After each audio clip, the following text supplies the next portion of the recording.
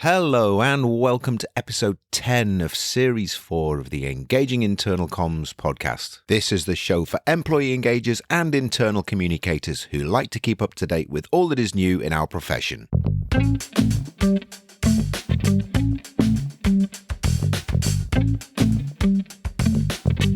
My name's Craig Smith from The Big Picture People. Well, if you've been listening to the show recently, you will know we're coming up to our 100th episode, which will be going out on the 6th of June.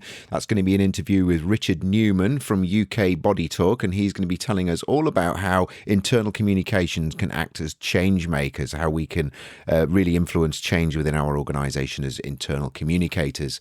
But before that, on the 23rd of May, I have another interview which is going to be going out, which is with Kimberly Weefing. Kimberly's going to be telling us all about how we can connect our mission to our day-to-day KPIs within our organizations. We often find in organizations there's an understanding of the mission and the vision and the high-level purpose of the organization, and people tend to understand their local KPIs and scores and targets within their team, but sometimes there's a disconnect between the two, or a perceived disconnect, and Kimberly's going to be telling us all about how we can make sure that that connection exists.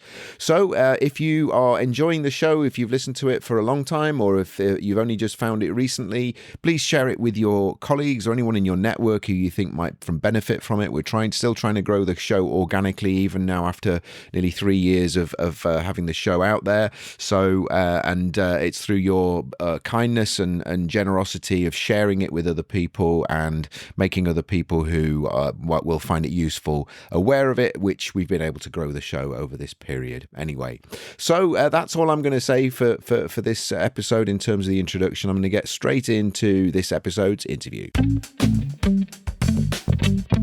In this episode, we're going to be exploring the difference between responsive and reactive communications.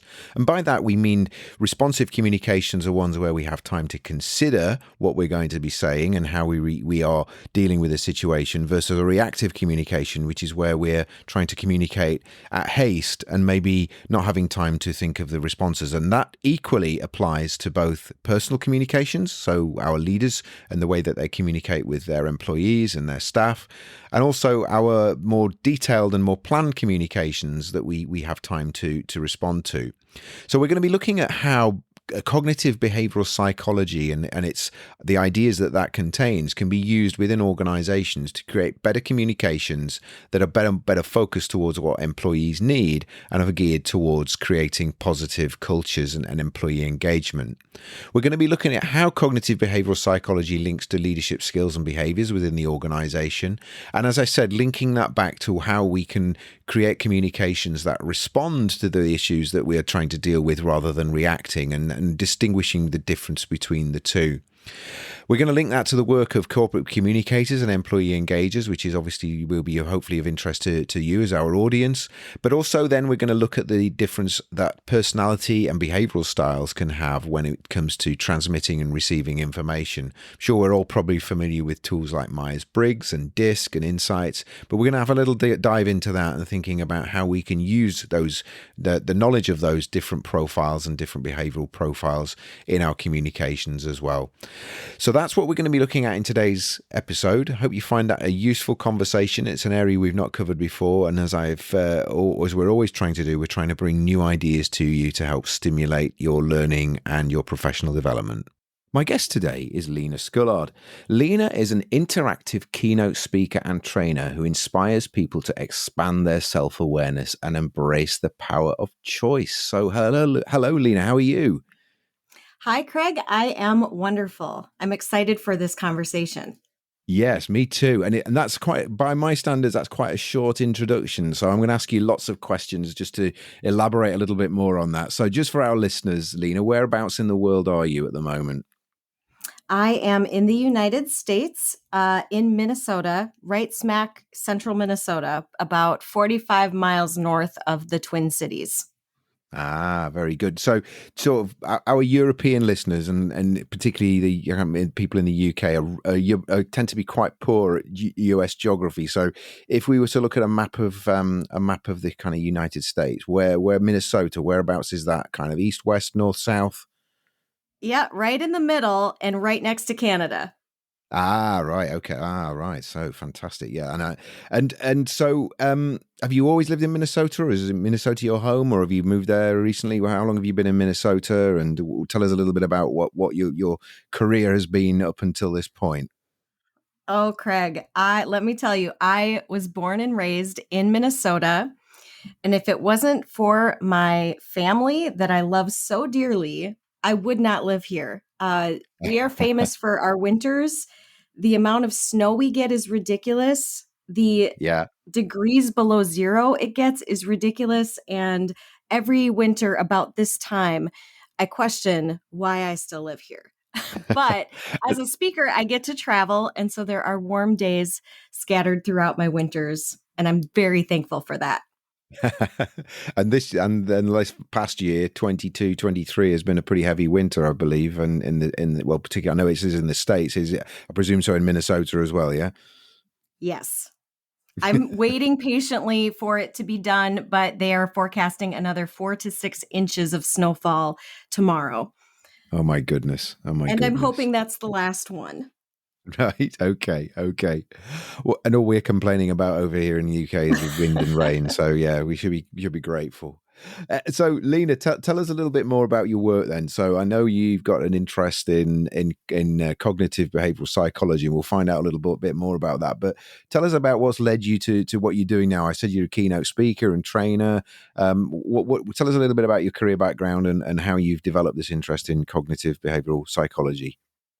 I would love to. So, my big dream coming into adulthood was the theater, and I actually have a bachelor's degree in the theater arts. I didn't get a job in that career, believe it or not, right away. And I ended up getting a second bachelor's degree in English literature. I wanted to teach English. Shortly before finishing that degree, a job at the company I worked for opened up in the education and performance department within HR. And so Mm. they selected me to be a performance consultant. And that role involved, facilitation, onboarding, and then supporting performance for the areas of the business that I was in charge of supporting. Okay. And through that Okay. experience, I got to learn about instructional design and began designing training. I continued to sharpen my facilitation skills. And then I also spent about 2 years as our communications specialist, which is really what Yeah. drew me to you and this podcast. Yeah. And then I actually just left my career in corporate training as a learning specialist about 6 months ago Yeah. to continue with my own business, which has been speaking and training for the last 5 or 6 years. Ah, fantastic. And so that sounds quite an enlightened organization to see, to have like facilitators, or not, not necessarily trainers, but facilitators like you with the sort of skill set that you had. And it's quite interesting. I always, because I'm not, I didn't follow acting to the same level as you did, but I kind of, I used to act at school and I used to love it. And I think part of my love of facilitation and kind of being in front of audiences now stems from that kind of buzz and excitement that you get and where and helping and supporting a group by being at front of the room. So I don't know if there's a common denominator there, but yeah. And so the organization you work for, was that a public organization or a private organization that where you did this your initial foray into learning and facilitation? So it was a private organization. And what I loved working for them and what is really unique, I think, about them is that they are a Native American tribally owned business Mm, that continues to do very smart business in how they continue to grow and diversify. So they started out as two casino resorts and mm. have since grown to have over 25 businesses in their portfolio. And they continue to invest in new lanes of business. And I think that that is really inspiring to me because they're future thinking in terms of how they're going to continue to support their people. Mm, mm. I know we spoke about this briefly. And I know it's not kind of the topic that we're going to be talking about today, a main topic we're going to be talking about. But I find this fascinating, and I know you explained it to me. But maybe just for our listeners, just to explain when you say tribally owned, and you define that to me, and I kind of thought I knew what it meant, and you kind of it was similar to what I thought, but just for the listeners who maybe aren't familiar with that concept, and which is obviously, well, I assume is unique to the United States. Just tell us a little bit more about how that worked and what it was like to work in a tribally owned business. Absolutely. So, the history of Native American people and our federal government has gone through some ups and downs over the years. But in 1988, the federal government recognized the tribe's sovereignty. Actually, the sovereignty was recognized earlier than that. But in 1988, the federal government came out with an executive order that allowed tribes, Native American tribes in the United States, to open gaming and casino businesses in order to support their own economic development. So, when a Native American tribe is established and has sovereignty, their relationship is with our federal government, but they operate exclusive from any state government system. Even though their reservation lands are within our states, that sovereignty gives them the right to operate their own government separate from the state government. So it's a very fascinating and I think important piece of kind of the United States in general in our culture. Yeah, and we spoke when we had the original conversation about how that was to work in a I guess in an organization which has a kind of very a very different culture to maybe a mainstream US owned kind of Anglo-American type culture was just fascinated me about the kind of the importance of values and you maybe say a little bit more of that, because I'm sure that's something our listeners would be interested to hear about. Yeah, I feel incredibly privileged to get to work for an organization that had such strong ties to their history and origins and Native American culture. So, the Ojibwe tribe, that their culture was deep in all of their business operations, and their 7 values, their 7 traditional Ojibwe teachings are a huge part of performance expectation, even from the employees within the organization. And I think because they operate on an expectation that people show up with love and humility and live their truth and demonstrate respect and bravery and wisdom, I think that created a really special work environment and culture. And we're here to talk about engagement. And I think that is a huge part of engaging people. Mm, mm. Excellent. Yeah. Anyway, then maybe that's a future topic for we could probably spend a whole episode talking about that. But we want to talk about your work on cognitive behavioral psychology and the difference, but maybe between responsive and reactive communication. So, just tell us a little bit more about cognitive behavioral psychology for those listeners who aren't familiar with it. And I must admit, it's an area that I kind of know a little bit about, but probably not as much as I think I do. Sure. And I think it goes by a lot of different names, but my passion and fascination for cognitive behavioral psychology really came from a couple of different programs that I got to certify in facilitating in terms of leadership and professional development. The 2 predominant programs that I can name would be The 7 Habits of Highly Effective People Yeah. by a man named Stephen Covey, if you're familiar. And the other, Very good.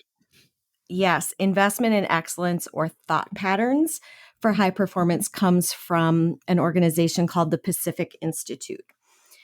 Both of them very much rooted in the idea that if we want to make change in our lives and we want to get the outcomes that we desire, it starts cognitively. So it starts with our mindset. And we have to understand how we see ourselves, how we talk to ourselves, how our history shapes the way we see the world and can sometimes get in the way. And from there, we move to the behavioral, which is once we understand better our cognitive psychology, then we can make different and more intentional choices and behave in a way that gets us different and better outcomes in our lives. So this internal work that I learned to explain and facilitate to people in a way that really helped them break free of things that were limiting them, self-limiting beliefs, and then learn to like take action and set goals that moved not only their careers forward, but their personal lives forward. The number of conversations I've had with people that have come through this kind of training that have said things like, it saved my marriage, Mm, or mm, I finally dug myself out of debt because of mm, that training, was really mm. powerful to me. And it's actually why I took the next step in my career to become a speaker and trainer with my own business, is really so that I can impact as many people as I can with this Yeah. information. Gives you a broader reach, doesn't it? Yeah, yeah, yeah. So let's just think about then thinking that for our corporate listeners then, because obviously, and it sounds like you know the people you were doing that with your colleagues within your organization. So it wasn't that you know you were doing that independently, but now as you say you're doing that now as an independent consultant and trainer. Let's think Yes. about that from a leadership behaviors and leadership skills within an organization. How would you relate that sort of cognitive behavioral psychology methodology to how our leaders behave and how they communicate and how they interact and how they kind of create that sense of I'm familiar with the Pacific Institute stuff and it's really good stuff and I remember it was all very much around you know kind of your self-talk and how Yes. you then kind of you know you have affirmations and you use those affirmations to you know as you say to create a kind of a positive outcome rather than you know kind of pessimistic ways of thinking that often are rife in our organization. So it'd be good to maybe think about from a kind of comms and leadership perspective how that kind of methodology might work and how it kind of influences those sorts of behaviors. Absolutely. Let's start with leadership because I think one of the biggest gaps that I see happen with leaders is that they know one of their core responsibilities is to drive results through their team, right? And Mm, oftentimes, then the focus is on someone's performance, their behavior, their action, the results that they get. And often, when people aren't performing up to a standard, the conversation is very focused on their performance and how they've failed to meet the standard.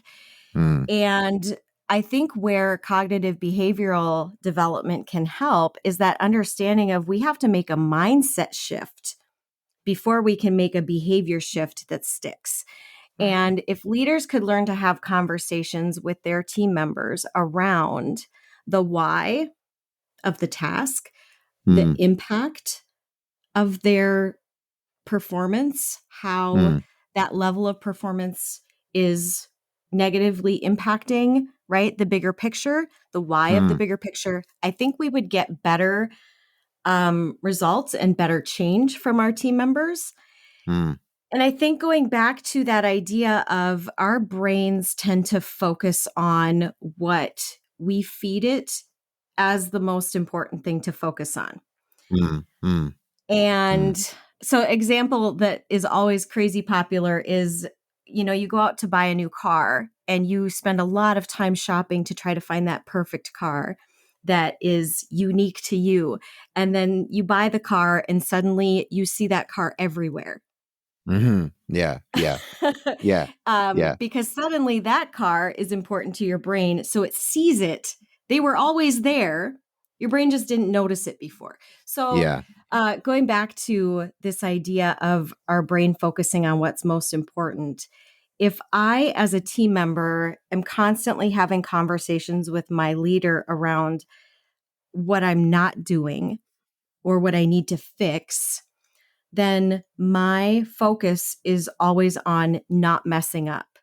Mm, And mm, in turn, I'm going to continue to mess up because that's where my brain is pulling me.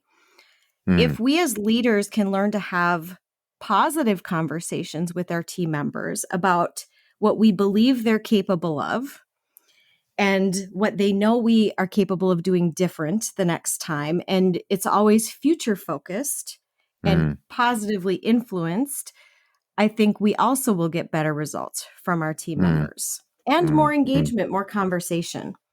Yeah, yeah, and I guess, and it's really important to spell out what you're saying there. It's not about kind of, kind of the Pollyanna effect. It's not about saying that things that aren't right, we just kind of gloss over them and say they're great. It's very much around focusing on what good looks like. And again, to coin it, I guess that's a Seven Habits.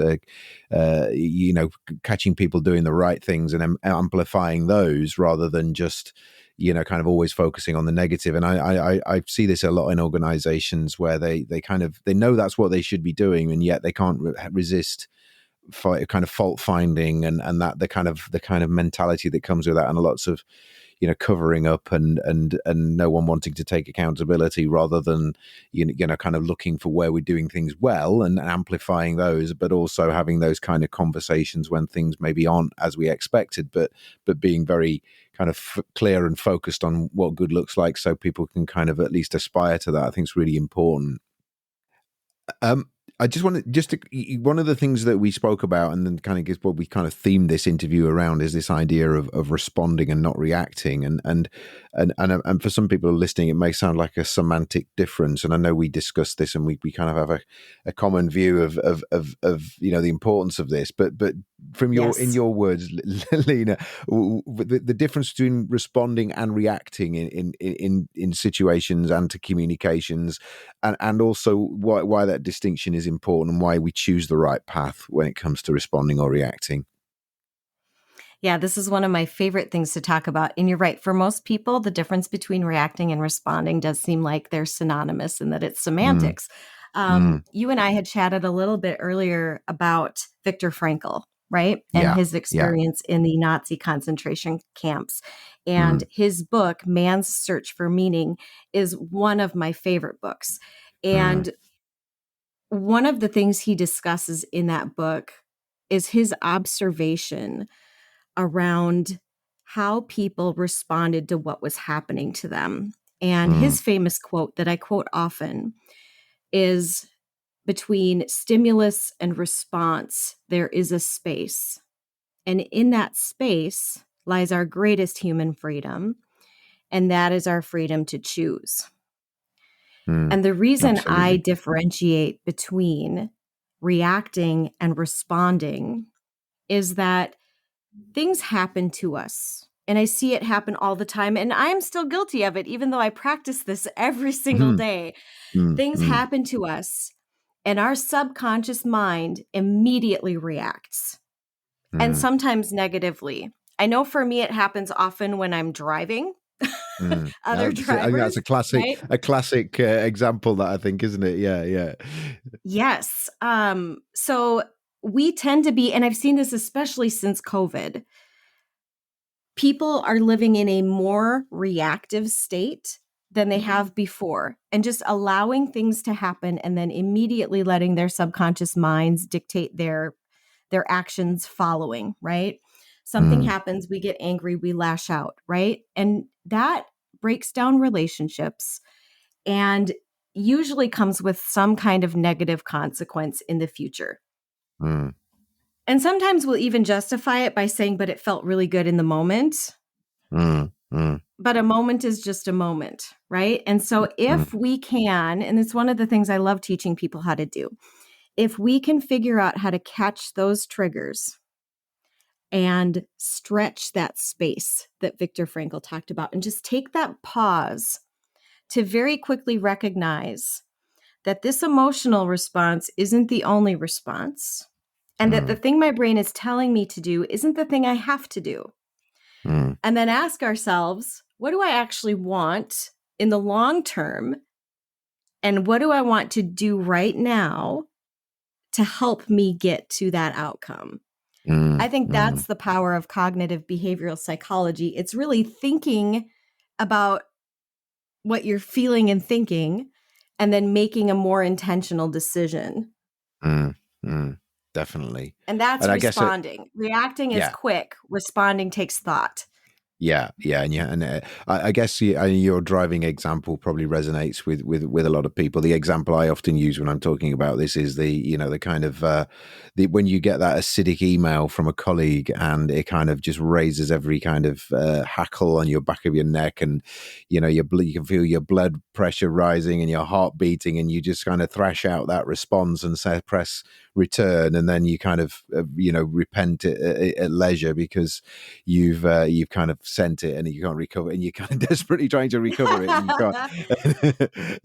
And I Yes. think we've all probably been in those situations. I think that's another example of where giving yourself a chance to respond and possibly waiting, at least an hour or maybe even sleeping on it and not. And maybe writing the draft, but then rereading it in the morning and making sure it's kind of a response rather than a reaction is really important, isn't it?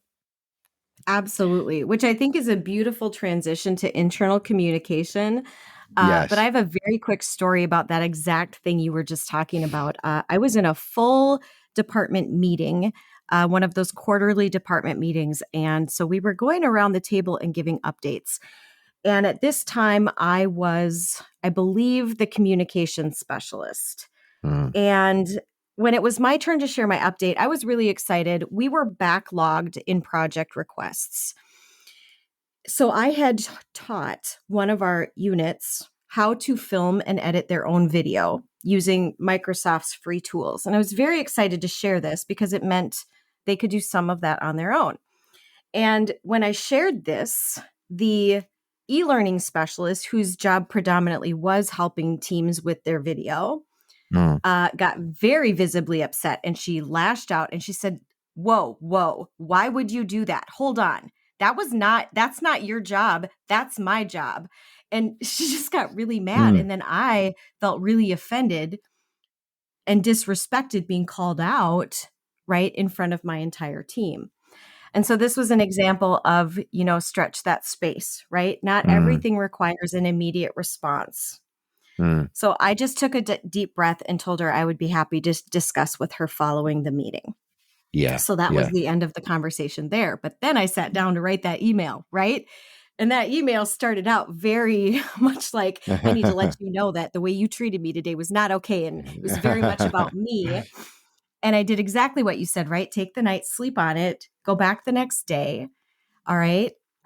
Standing up for myself is going to make me feel good in the moment. But what's the long term goal? I need to have a good relationship with this coworker, Yeah, which I'm glad I yeah, did because she eventually became my boss. yeah. Um, right. And so Astute. rather, the email stated, Jenny, I noticed that you responded strongly to my update, and I'd like to understand where that came from, right? So I started with her, like, tell me Mm, about where you were coming from. And then I did finish it with, in the future, I would feel more respected if you'd have those conversations with me privately rather than in front of our colleagues. So, and mm. we ended up having a great working relationship. But that's an example of the first thing you want to say isn't always the best thing to say. And No, just taking that absolutely. space to really think about, what do I need to do to get that future outcome that's the most important for me, is Yeah, valuable.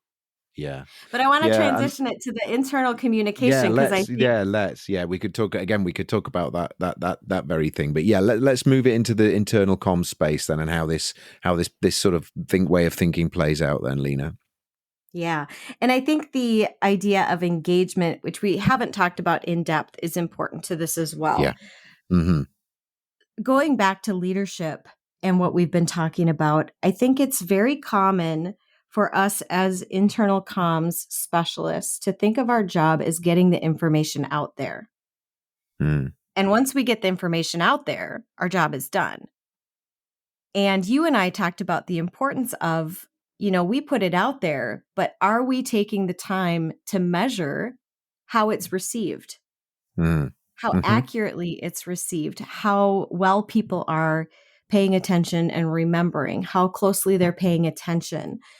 And I think that's something that leaders can help with as well.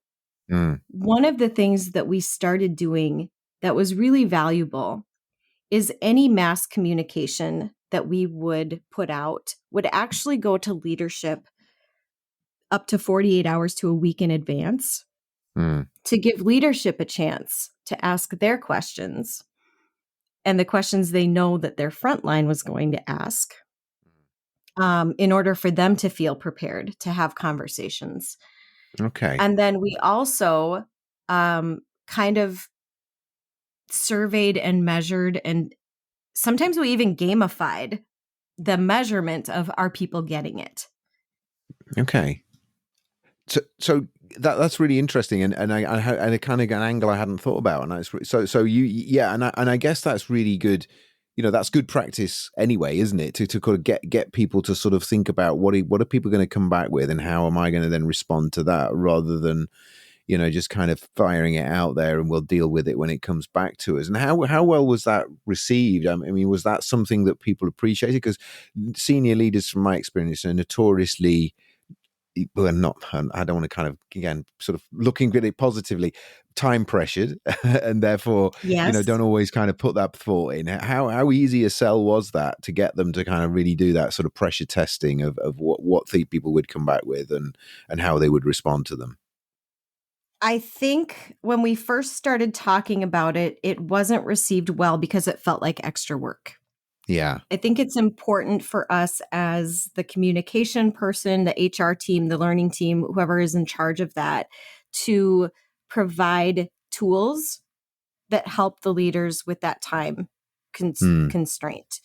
mm, So it would be things like we might create a crossword puzzle based on a yeah. communication piece and do a company-wide drawing.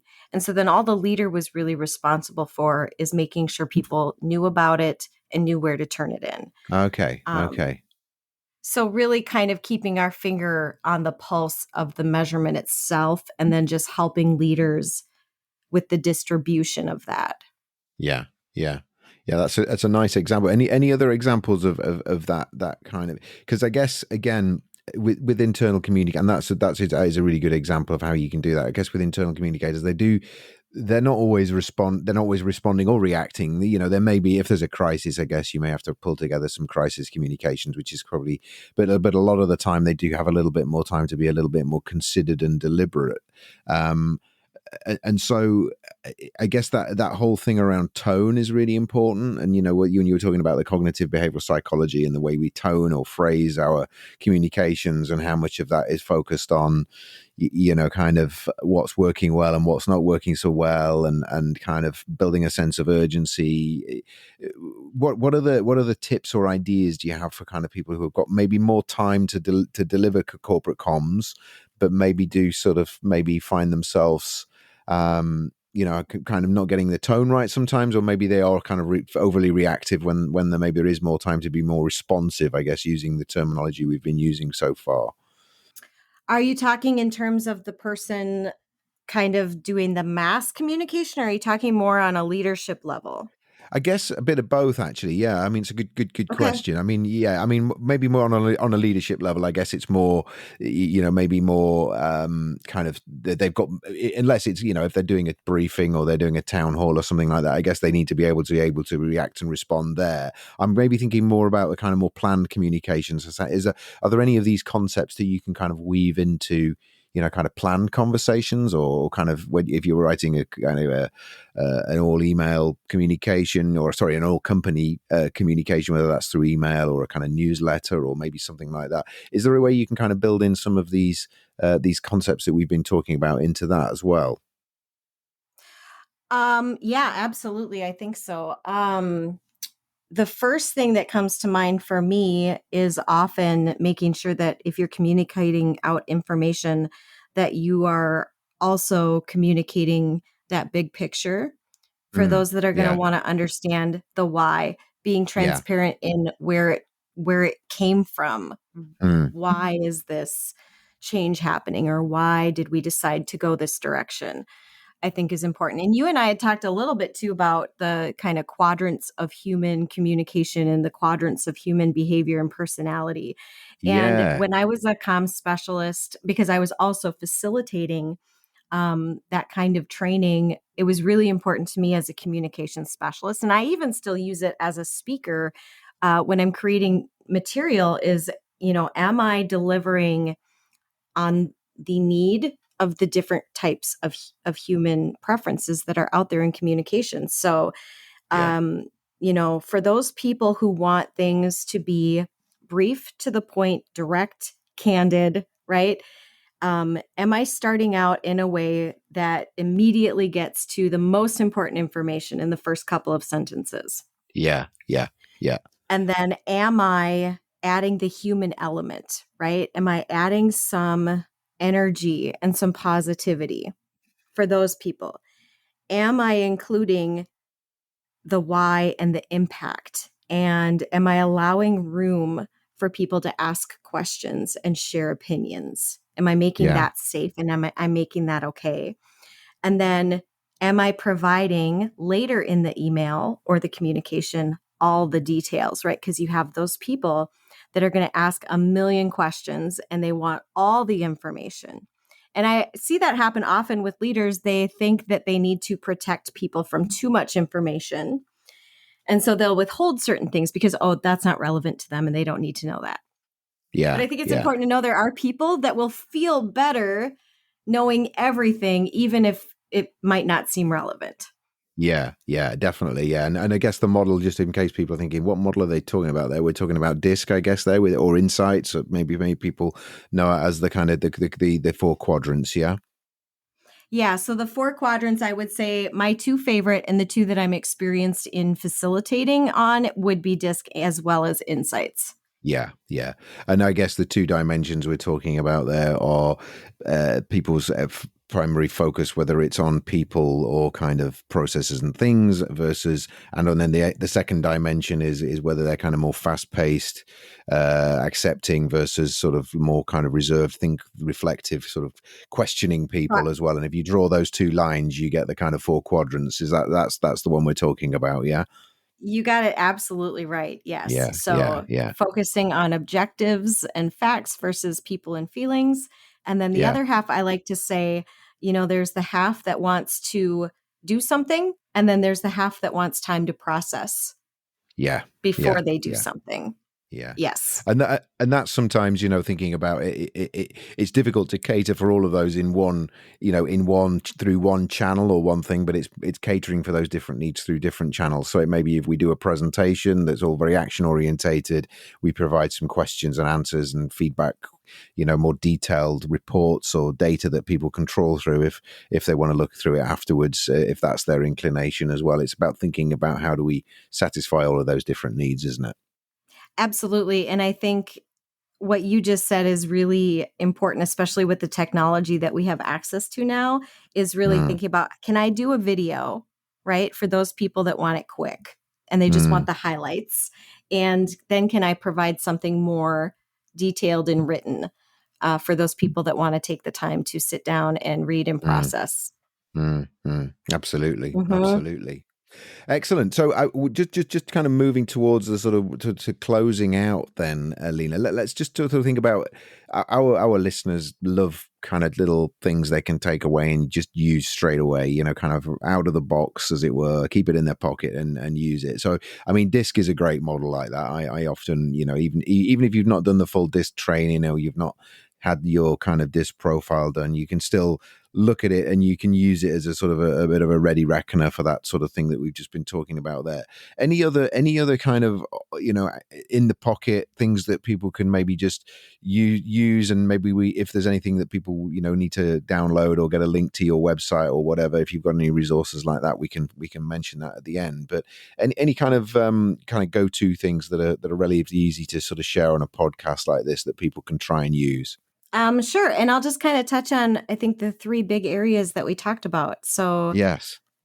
with the most recent one with internal communications, I think one of the most valuable lessons I learned often, if you are in communications, you are attracted to that because you are a good writer and you are articulate, right? And Mm, words fascinate you. And what I learned is that you really have to um, be clear and concise and simplify. mm. I remember doing an exercise when I first learned this, where we just did like a free writing, and then they asked us to go back and count the number of words that we had in each sentence. Mm. And I think my average was like 14 to 18 words. I really like complex, right? With multiple clauses. And Yeah. the Yeah. basic lesson there was keep your sentences like 8 or 9 words. Yeah. Don't make them compound. Don't use 3-syllable words if there's a 2-syllable word, right? That will fit it. So Yeah. that was my biggest lesson learned with internal comms is just because you have the talent and ability to be fancy with your words doesn't mean it works well in this profession. Yeah. I think my big tip for leaders is really to use this idea of cognitive psychology in your conversations with your team and how you coach, and really understand that there's a mindset conversation that should take place before correcting a behavior or encouraging a new behavior. Mm. Mm. And then I And think, yeah. Sorry, Lena. I just interrupted you. Go, carry on. Sorry. no, you go ahead. No. I was gonna say in terms of you talked about that, and that's very much that mindset shift that you're talking about is very much that shift towards not focusing on what's wrong. Obviously that's the root cause that we want to fix if there's something that's not up to standard, but it's very much how we approach that. And it's not a case of kind of just going straight for the faults. It's very much around sort of building on the positives and trying to help people to see the connection between the way they're thinking and the way they're working and how they can improve that. Yeah. Absolutely. And I think when we take the time to have a conversation with someone about what they're thinking or feeling or where they're coming from or why they did what they did, Mm. that builds trust. It demonstrates empathy and compassion, and really shows it someone that you care, right, about Yeah. where they're coming from. And I think that's Yeah. really important as a leader. And to me, really the foundation of engagement, right, is conversation Mm. Mm. with your team Absolutely. members. Meaningful Abs- conversation. yeah. Absolutely. No. um, Yeah. I totally agree. And sorry, I think you had a final point. I've kind of interrupted you, and you're in full flow there. So oh, no, that's okay. The last piece of that was just around, what we started off with the cognitive and behavioral psychology, which is really kind of the core of what mm. I speak and train on now. So if your listeners are interested in following more of conversation around that with me, Lena Scullard. I am luckily, it's very rare. I'm the only Lena Scullard on the internet that I can find. So I am literally on all the social medias at Lena Yeah. Scullard. No numbers, Yeah. no underscores, just at Lena Scullard. Yeah. So that makes it fairly easy. And then I do actually have a YouTube channel that's called Stitch It Up. And Yeah. Stitch It Up is my trademark process of what I do when I stretch the space, when Yeah. I get that emotional trigger and I need to take that pause. Um, I teach 4 mental stitches: awareness, acceptance, attitude, and accountability, that help move Ah. you from the emotional trigger to the choice of behavior and action that you're going to commit to get the best possible result. Ah.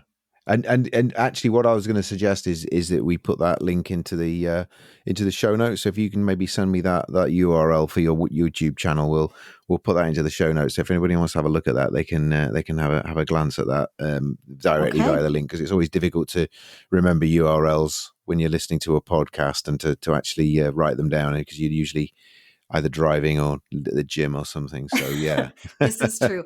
I will also send you a link to my website if any of your listeners are interested in connecting with me more Yes. on the training side of things or speaking, Yeah. bringing me into their organization. I would love to have a conversation, and the easiest way to connect with me is through my website. Okay. All right. That's great. And I'll put your LinkedIn profile as well, as anybody wants to get in touch with that way as well, if that's okay. I'm very active on LinkedIn. That's probably the one social that I post the most and have the most conversation on. So Fantastic. Fantastic. Well, look, it's been absolutely a pleasure speaking to you, Lena. I hope the snow that you get whenever it arrives, if it's maybe always snowing already, is not too calamitous, and it is the final end of your long and very cold winter. And that once that's gone, you can look forward to the spring and a nice summer as well. I appreciate that, Craig. And our conversation has actually reminded me that regardless of how I feel about the snow, I have a choice, right? In Yes, how I choose exactly. to think about it. And so I am going to just choose to be grateful and Yes. look forward to spring. Build a really large So, snowman. Yes. yes, embrace the end of winter. Excellent. Well, thank you so much for sharing that, Lena. And again, we may be back. We may be speaking to you again because this whole business of tribally owned businesses, I think we can get some transferable learnings from that, because we do talk about values and sense of purpose and how important that is to people nowadays. Not just nowadays, but it always has been, but particularly significant now. So maybe that's a topic we might come back to and ask you to share some of your experiences of that at some point in the future. I would be happy to. Yeah, that'd be fascinating. Right, I'm going to say goodbye, Lena. Thank you so much. Thank you for having me, Craig. And I hope your listeners got something cool out of our conversation. I'm sure they did. Thank you, Lena. Goodbye. Bye now. We hope you've enjoyed this episode of the Engaging Internal Comms podcast. If you've got any ideas for episodes you'd like us to cover in future, you can email us at info@thebigpicturepeople.co.uk, or you can use the feedback form at engagingic.com. If you're not already subscribed to the show via your podcast platform, please do so. And if you could leave a review for us, that would be absolutely fantastic. We have links to other episodes at engagingic.com. All of our previous episodes are available there. And if you're interested in our visual communication services, our big pictures, our learning maps, our explainer videos, and also our live graphic recording, please get in touch with us again at info@thebigpicturepeople.co.uk. Thank you.